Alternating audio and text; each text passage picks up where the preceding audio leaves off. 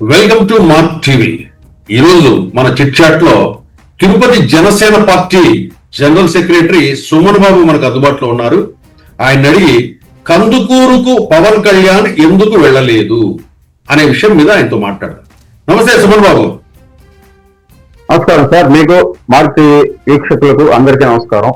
ఈరోజు కార్తీక పౌర్ణమి ప్రారంభం శుభాకాంక్షలు కూడా తెలియజేస్తున్నాను. Thank you very much. ఏం లేదు సుమన్ బాబు, ఈ కందుకూరులో జరిగిన ఏదైతే ఘటన ఉందో తిరుమల శెట్టి లక్ష్మీనాయుడు అండ్ కాకర్ల హరిచంద్ర ప్రసాద్ చౌదరి సంబంధించిన ఈ హత్య కేసుకు సంబంధించి ఈ లక్ష్మీనాయుడు దగ్గరికి పవన్ కళ్యాణ్ వారి ఇంటికి వెళ్లి ఆసుపత్రికి వెళ్లి పరామర్శించలేదు అనేది ఒక చర్చ అయితే కాపు సామాజిక వర్గంలో వినపడతా ఉంది. ఎందుకు పవన్ కళ్యాణ్ ఆ ఇంటి దగ్గరికి వెళ్లి బాధితుల్ని ఆసుపత్రికి వెళ్లి క్షతగాత్రుల్ని పరామర్శించలేదు? దానికి ఏమన్నా కారణం ఉందంటారా? ఏం లేదు సార్. ఈ బాధలో ఉన్నప్పుడు ఈ కొన్ని కుల సంఘాలు జనాల్ని చాలా మంది రెచ్చగొట్టిన వ్యాఖ్యలు చేసినప్పుడు వీళ్ళు వెంటనే మా అధ్యక్షులు వారు అక్కడికి వెళితే వాళ్ళు మరికొంచెం ఆగ్రహ ఆవేశాలకు లోని ఎక్కడ ఏదైనా జరగకూడని సంఘటనలు జరుగుతాయేమోని ఆయన గౌరవ ముఖ్యమంత్రి వర్యులు చంద్రబాబు నాయుడు గారితో చర్చించి ఈ దుర్ఘటన జరగటం చాలా బాధాకరం. ఇలాంటి దుర్ఘటనలు ఎక్కడ జరగకూడదు. ముందుగా ఇలాంటి దుర్ఘటనలు నేను తీవ్రంగా ఖండిస్తున్నాను సార్. ఒకటి. రెండోది ఏంటంటే దానికి వాళ్ళు పూర్తి నివేదిక తీసుకొని చంద్రబాబు నాయుడు గారితో ముఖ్యమంత్రి గారితో గౌరవనీయులు మాట్లాడి వాళ్ళకి సరైన న్యాయం జరిగిన తర్వాత కొద్దిగా సర్దుమణిగిన తర్వాత వెళ్లి కలిసి పరామర్శించాలనేది ఆయన ఉద్దేశం సార్. అంతేగాని పోకూడదు, పోతే నాకు ఏమైనా ఇబ్బంది అవుతుందేమోనని ఆయన ఉద్దేశం అయితే కాదు. ఎవరికో ఎక్కడో ఇప్పటం గ్రామంలో జరిగిన దానికి ఆయన ఏ విధంగా వెళ్ళాడు, ప్రభుత్వాన్ని ఏ విధంగా ఎదిరించి నిలబడ్డాడు అనేది మీకు గతంలో చూడొచ్చు మీరు. అది సార్. అంతేగాని వేరే ఉద్దేశం అయితే ఏం లేదు సార్. ఇక్కడ ఏంటంటారంటే పవన్ కళ్యాణ్కి అక్కడికి వెళ్లి పరామర్శిస్తే గనక నాది కులముద్ర ఏదన్నా పడుతుందేమోనని కందుకూరుకు వెళ్లి వారిని పరామర్శిస్తే జనసేన పార్టీ మీద కాపు కులం అనే ముద్ర పడుతుంది, దానికి భయపడే పవన్ కళ్యాణ్ వాళ్ళ దగ్గరికి వెళ్లకుండా తాత్సారం చేసి సంఘటన జరిగిన 20 రోజులకు కానీ పవన్ కళ్యాణ్ ఫోను ద్వారా వాళ్ళతో మాట్లాడి స్పందించాడు. అదే కమ్మ సామాజిక వర్గానికి సంబంధించిన వ్యక్తికి ఏదైనా ఇటువంటి సంఘటన జరిగినప్పుడు నారా చంద్రబాబు నాయుడు గారు, లోకేష్ గారు డైరెక్ట్ గా వెళ్లి వాళ్ళ కుటుంబాలను పరామర్శించి ఆ పాడెలు కూడా మోసిన సందర్భాలు ఉన్నాయి కదా. పవన్ కళ్యాణ్ ఎందుకు ఈ విషయంలో భయపడ్డాడు అనే చర్చ జరుగుతుంది. వాళ్ళకి లేని భయము మీకెందుకు పవన్ కళ్యాణ్ అని చెప్పేసి కూడా కాపు సామాజిక వర్గం ప్రశ్నిస్తా ఉంది పవన్ కళ్యాణ్. అంటే భయపడుతున్నాడా పవన్ కళ్యాణ్, నేను వెళితే గనక నా పార్టీకి కాపు కుల ముద్ర ఏదన్నా పడుతుంది అనేసి? ఒకటి సార్, మనం గమనించాల్సింది ముద్ర పడుతుందా పడదా పక్కన పెడితే ఆయన కాపు సామాజిక వర్గంలో పుట్టారండి. ఎవరు అవునన్నా కాదన్నా పవన్ కళ్యాణ్ గారు కాపులు, దీనికి ఎటువంటి సందేహం లేదు. రెండవది ఏంటంటే మా పార్టీ 7 సిద్ధాంతాల్లో కులాలను కలుపుకుపోయే విధానం, మతాలను గౌరవించే ప్రస్థానం, ఈ విధంగా ఆయన మొదటి నుంచి కూడా ఒక కులానికి నన్ను ఆపాదించవద్దండి, నా అభిమానులు ప్రతి కులంలో ఉన్నారు. నిజమే కదా సార్. ఇప్పుడు ఆయన కుల ముద్ర కులం ఆయన వెంట ఉంటే 2014లో ఆయన ఎన్ని సీట్లు వచ్చాయి సార్? 2014లో ఆయనే ఓడిపోయారు కదా సాక్షాత్తు. మా అధినేత శ్రీ పవన్ కళ్యాణ్ గారే ఓడిపోయారు కదా. ఇప్పుడు ఆయన్ని ఓన్ చేసుకుంటున్నారు. మా కులం కన్నా పక్క కులాల వాళ్ళే ఆయన గుండెల్లో పెట్టుకొని చూసుకుంటున్నారు అనే దాంట్లో ఎటువంటి సందేహం లేదు సార్. రెండవది, పవన్ కళ్యాణ్ గారికి భయం అనేది ఆయన బ్లడ్ లో లేదు సార్. పవన్ కళ్యాణ్ గారు ఎప్పుడు ఏది చేయాలనుకుంటే దాన్ని చేసేస్తాడు. దానికి ఎవరికి ఏ విధమైనటువంటి భయాలకు లోను కాదు. ఆయన ఒక రోల్ మోడల్ మాకు కానీ, మా పార్టీకి కానీ, మా కార్యకర్తలకు కానీ, మా వీర మహిళలకు కానీ ఎక్కడైనా ఏదైనా దుర్ఘటనలు జరిగినప్పుడు తక్షణమే ఆయన అక్కడికి వచ్చి వాళ్ళని పరామర్శించి లేదా పిలిపించుకొని మాట్లాడి వాళ్ళకి ధైర్యం చెప్పి ఏంటంటే ఉండి వాళ్ళకి కావాల్సినటువంటి అన్ని ఏర్పాట్లు చేస్తాడు. రెండవది, ఆయన పవన్ కళ్యాణ్, ఒక ఆయన నిన్న పవన్ కళ్యాణ్ గారి మీద కేసు పెట్టాలి, ఇంకొక ఆయన పవన్ కళ్యాణ్ గారు దీని మీద స్పందించడం లేదు. ఆ చనిపోయిన ఆయన ఒక సామాన్యుడిగా, ఒక పేద కుటుంబానికి సంబంధించి ఆంధ్రప్రదేశ్ పౌరుడిగా ప్రతి ఒక్కరూ బాధపడుతున్నారు. దాన్ని ఖండించాలి. ఇలాంటి వారు చీడపురుగులు ప్రతి పార్టీలో ఉంటారు. ఒక పార్టీ అని కాదు, ప్రతి పార్టీలో ఉంటారు. చిన్న ఎగ్జాంపుల్, మాజీ ముఖ్యమంత్రి వర్యులు సతీమణి గారిని ఎవరో ఏదో అన్నారని వెంటనే క్షమాపణ చెప్పించి ఆయన మీద ఆ పార్టీ టీడీపీ పార్టీనే కేసు పెట్టి అతన్ని సస్పెండ్ చేసి చర్యలు తీసుకున్నారు. కూటమి ప్రభుత్వంలో ఎలాంటి ఎక్స్ట్రాలు చేసినా తక్షణమే వారిపైన చర్యలు తీసుకుంటారనే దాంట్లో అదొక నిదర్శనం. రెండవది, గత ప్రభుత్వంలో కాపు కులస్తుడైన వ్యక్తి, ఒక ఎస్సీ వర్గానికి చెందిన వ్యక్తిని చంపి డోర్ డెలివరీ చేశారు. అప్పుడు ఈ వైసీపీ సోకాల నాయకులు అందరూ ఎట్టపోయారట? అవునా గారు? అనంతబాబు గారు పేరు నేను ప్రస్తావించలేదు. ఆయన ఒక ఎస్సీ వర్గానికి చెందిన అతను, కాపు కులస్తుడు బాధింపబడ్డాడు. ఈ రోజు బాధే, ఆ రోజు బాధింపజేశాడు, అది బాధ. ఏదైనా దాన్ని ఖండించాలి, దీన్ని ఖండించాలి, రెండింటిని ఖండిస్తున్నాం మనం. ఇక్కడ ఏది కూడా కులానికి ఆపాదించకుండా ఇప్పుడు ఈ క్షణంలో ఈ ఆగ్రహ ఆవేశాలకు లోనైనటువంటి కొంతమంది సామాజిక వర్గానికి చెందినటువంటి ఒక నాయకుడు, ప్రజానాయకుడు వచ్చి అక్కడికి వస్తే అక్కడ లేనిపోని దుర్ఘటనలు, మరికొన్ని ఆవేశాగ్రహాలకు లోని పరిస్థితులు ఎక్కడ తలెత్తుతాయోనని చెప్పి ఇది కొంచెం సద్దుమణిగిన తర్వాత మా పార్టీ నుంచి మా ఎమ్మెల్యే గారిని పంపించారు. అలాగే ప్రభుత్వం నుంచి సాక్షాత్ హోంమంత్రి గారు, మంత్రి నారాయణ గారు, వీళ్ళందరూ వెళ్ళారు, ఆ కుటుంబానికి అండగా నిలబడ్డారు. మీకు చూస్తే వాళ్ళకి నిన్న పరిహారం పొలమైతేనేమి, ఆ బిడ్డలకు చదువు రావటం వెనకాల కాపు సంఘాలన్నీ కూడా ఒక వారం రోజులుగా పెద్ద ఎత్తున దాన్ని ఒక ఉద్యమంలాగా చేశాయి. తర్వాత ప్రభుత్వం స్పందించింది. అంతవరకు ప్రభుత్వం కానీ పవన్ కళ్యాణ్ కానీ ఎవరు స్పందించలేదు.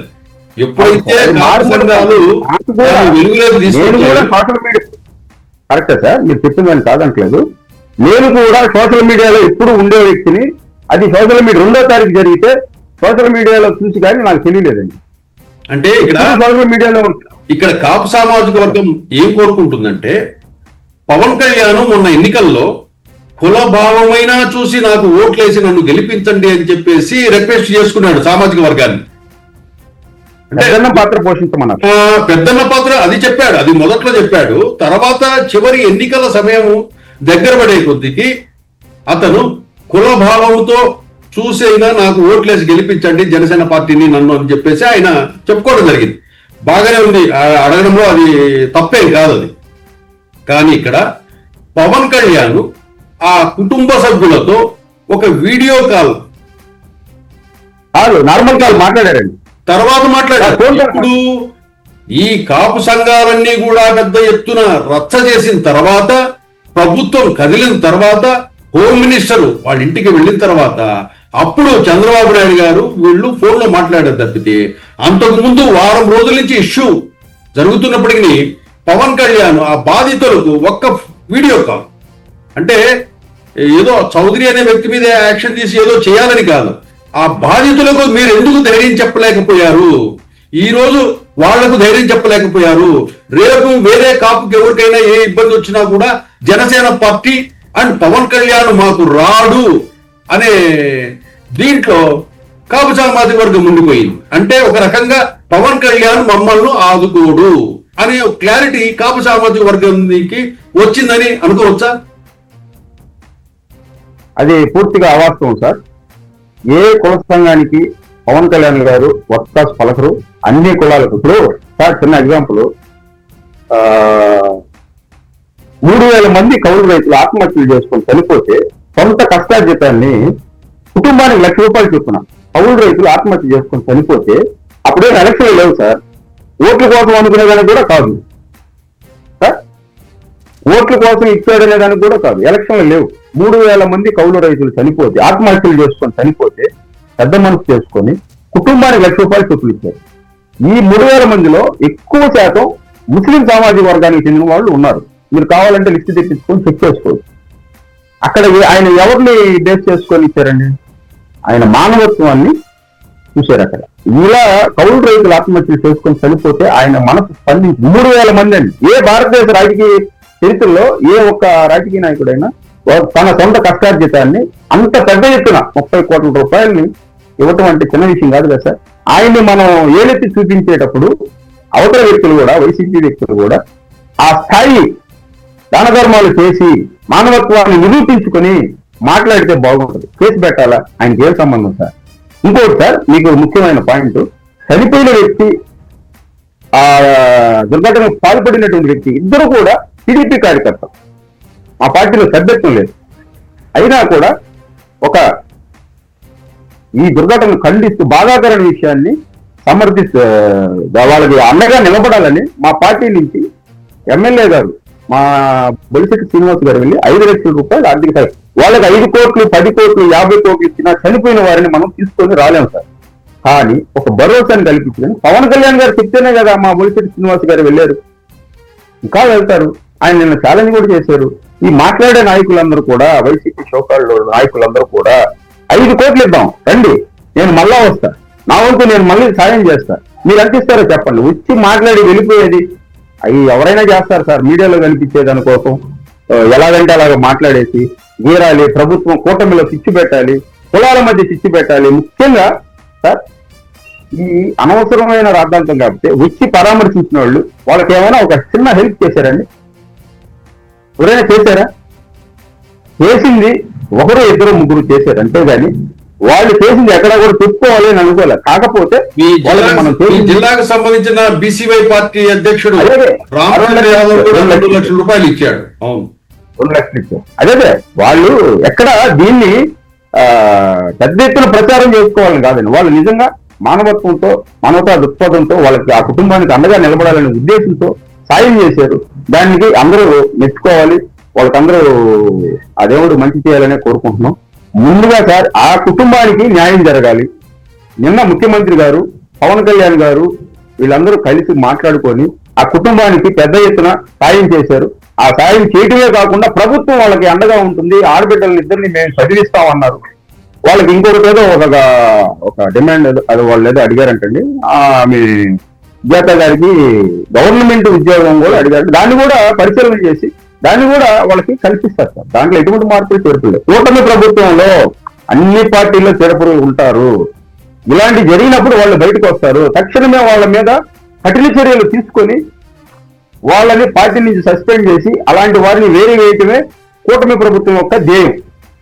అది మా పార్టీ అయినా, టీడీపీ అయినా, ఇంకొక బీజేపీ పార్టీ అయినా, ఏ పార్టీ అయినా కానీ కూటమి ప్రభుత్వంలో దౌర్జన్యాలు, దాష్టికాలు, కబ్జాలు వీటికి తావు లేదు సార్.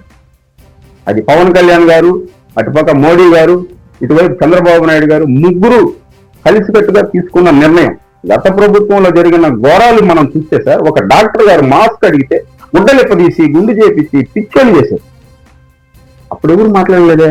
ఆయన చనిపోయాడు, చివరికి చనిపోయాడు కదా. చనిపోయాడు. దానికి కారణం ఎవరు సార్? ఆయన చనిపోవడానికి ఆయన మానసికంగా ఆయన కుంగదీసింది ఎవరు సార్? అందరికీ తెలుసు. అప్పుడు ఎందుకు రాని వాళ్ళు ఇప్పుడు ఇచ్చారండి? కావాలని కూటమిలో చిచ్చు పెట్టి, కూటమి మధ్య విభేదాలు తలెత్తి, కులాల మధ్య విభేదాలు తలెత్తి ఈ రాష్ట్రాన్ని నాశనం చేయాలనే ఉద్దేశంతో జగన్మోహన్ రెడ్డి గారు రావచ్చు కదండి. పవన్ కళ్యాణ్ గారు అంటున్నారు, జగన్మోహన్ రెడ్డి గారి పదవి ఉందా? బిజీగా ఉన్నారా? సంతకాలు పెట్టే పని ఏమన్నా? ఆయన దానికోసమే లండన్ నుంచి వచ్చినట్లుగా తెలుస్తోంది మనకు. కందుకూరుకి రేపు ఎల్లుండో పోయే అవకాశం కూడా ఉంది. పోతారండి. ఆయనకి ఏంటంటే ఎక్కడ ఎవరు చనిపోయినా పోతారు ఖచ్చితంగా, దాంట్లో ఏమి ఇబ్బంది ఏం లేదు. పోయి అక్కడ ఏదో 4 మాటలు మాట్లాడేసి వస్తారు. ఆయన మామూలు గతంలో మనం కూడా చూసిందే కదా, ఎక్కడ చనిపోయినా అక్కడ ప్రత్యక్షం అవుతారు. కానీ ఆయన ఎందుకు లేట్ చేశారు? అలాగే అందరికీ పనులు ఉంటాయి కదా సార్. ఆయన లండన్ లో ఉన్నారు, పవన్ కళ్యాణ్ గారు ఇంకో పనిలో ఉన్నారు. ఈ రోజు కాక రేపు పనిచేస్తారు. కానీ ఆ కుటుంబానికి న్యాయం జరిగిందా లేదా? ఇంకోటి న్యాయం జరిగింది కదా సార్. ఇంకోటి సుమన్ బాబు, ఈ కందుకూరు ఇష్యూ పక్కకు తీసేస్తే నెక్స్ట్ మీ జనసేన పార్టీలో అసలు ఏం జరుగుతుంది? మొన్న నెల్లూరుకు కందుకూరుకు సంబంధించిన జనసేన నాయకులందరినీ పిలిపించి, కొంతమంది కీలకమైన వ్యక్తులను పిలిపించి కూడా పవన్ కళ్యాణ్ గతంలో ఎన్నడూ లేని విధంగా ఆగ్రహం వ్యక్తం చేశాడు. అసలు మిమ్మల్ని నమ్మి నేను మునిగిపోతున్నాను, అసలు మీరు ఏం చేస్తున్నారు అంటే చెప్పేసి కొంతమంది కీలక నాయకులు కూడా స్ట్రాంగ్ వార్నింగ్ ఇచ్చినట్లయింది. అసలు మీ జనసేన పార్టీలో ఏం జరుగుతుంది? అసలు మీ పార్టీకి ఒక స్ట్రక్చర్ ఉందా? ఒక బాడీ ఉందా? ఒక మీడియా వింగ్ ఉందా? అసలు ఇప్పటి వరకు ఎలక్షన్స్ ముందంటే వదిలేద్దాం, ఎలక్షన్స్ వచ్చి 16 నెలలు అయిపోయింది, గవర్నమెంట్ ఫామ్ చేసినా కూడా జనసేన పార్టీని ఒక క్రమ పద్ధతిలో, క్రమశిక్షణ పద్ధతిలో మీరు ఆ మ్యాన్ పవర్ ను సెలెక్ట్ చేసుకోవడం కానీ, ఆపరేషన్ స్టార్ట్ చేయడం కానీ ఇవన్నీ కూడా చేయడం లేదు. దాంట్లో ఫెయిల్ అయినారని పవన్ కళ్యాణ్ భావిస్తున్నట్టుగా నిన్న మీటింగ్ లో తెలిసిపోయింది. నిజంగా జనసేన పార్టీలో అడ్మినిస్ట్రేటివ్ పరంగా ఫెయిల్ అయినట్టేనని మీరు భావిస్తారా? అది అధికారంలోకి వచ్చినాక మా అధినేత కొంచెం ఈ ప్రభుత్వ 5 శాఖలకు సంబంధించి బిజీగా ఉండటం వల్ల ఒకటి అర లేట్ అయి ఉండొచ్చు సార్. ఇప్పుడు కొత్త బాడీని ఏర్పాటు చేసేదానికి నిన్నటి దాకా ఉత్సాహవంతులైనటువంటి వారు నమోదు చేసుకోవాలని మాకు ఒక లింక్ పంపించారు.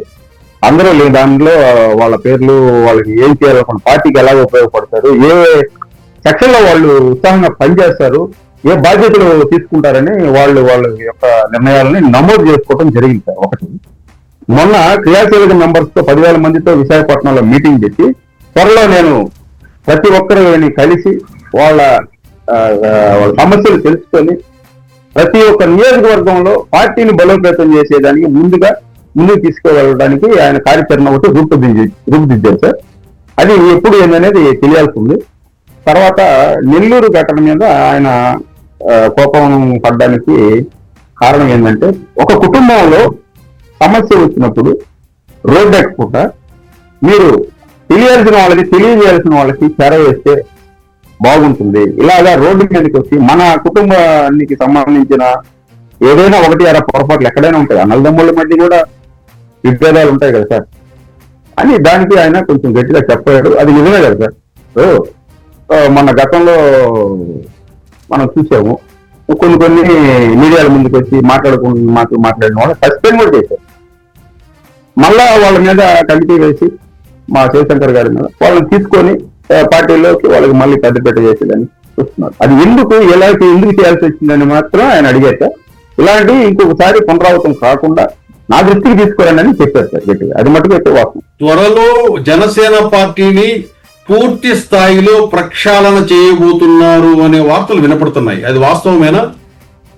100% సార్. జనసేన పార్టీని ప్రతి నియోజకవర్గంలో బలోపేతం చేసి మంచి నాయకులు నియమించి రేపు రానున్న ఎలక్షన్ లో గట్టిగా పోటీ చేసి సత్తా ఉండే వ్యక్తుల్ని నియమిస్తూ జిల్లా అధ్యక్షులను, ఇన్ఛార్జీలను మార్చాలనే ఉద్దేశంతో మా అధ్యక్షులు వారు ఉన్నారు. ఆ పని మీదనే ఉన్నారు. ఈ ప్రభుత్వానికి సంబంధించిన మొన్న ఇప్పటమైతేనేమి ఆయన ఖాళీగా లేరండి. ఆయనకి 5 శాఖలు, మామూలుగా పని రాక్షసుడు అంటారు సార్. ఆయన రాక్షసుడు అదే, ఆయన ఒక్కడే కాదు, ఆయన తీసుకున్న శాఖలకు సంపూర్ణమైన న్యాయం చేసే ఉద్దేశంతో ఆయన అన్ని ప్రతిదీ కూడా కూలంకుశంగా, ఇప్పుడు ఎవరైనా ఒక అర్జీ ఇచ్చిపోతే అక్కడ పడేస్తారు. ఈయన ప్రతి అర్జీ ఫస్ట్ లెటర్ నుంచి చివరి లెటర్ దాకా ఆయన చదువుతారండి. చదివి ఈ అర్జీ నా దగ్గరికి ఎందుకు రావాలి, నా దగ్గరికి వచ్చిందంటే ఎంత సీరియస్నెస్ ఉంటుంది అని చెప్పి సంబంధించిన అధికారులతో దగ్గరుండి ఓఎస్డీ గారితో మాట్లాడించి దాన్ని పరిష్కారం చేసే దిశగా ఆయన కార్యాచరణ ఉంటుందండి. ఊరిని ఉత్పత్తి పైకి కనిపించి శోకాలు ఓకే అండి చేసేస్తాం అండి కట్టేసి నేనున్నాను చూసుకుంటాననే టైపు కాదండి మా నాయకుడు. మా నాయకుడు నిజమైన ప్రజానాయకుడు, ప్రజల్లో నుంచి పుట్టిన నాయకుడు, మనసున్న నాయకుడు. ఆయనకి తెలుసు సార్ మానవత్వం అంటే ఏంటి. మీకు ఎగ్జాంపుల్ ఇందాక కౌలు రైతులు అలాంటివి చాలా ఉన్నాయండి, చాలా 1-2 కాదు. ఆయన చేసిన మంచి విషయం చెప్పుకోవాలంటే ఒక రోజు పడుతుంది. అది sir. Okay, thank you Suman Babu garu. Thank you very much. Thank you.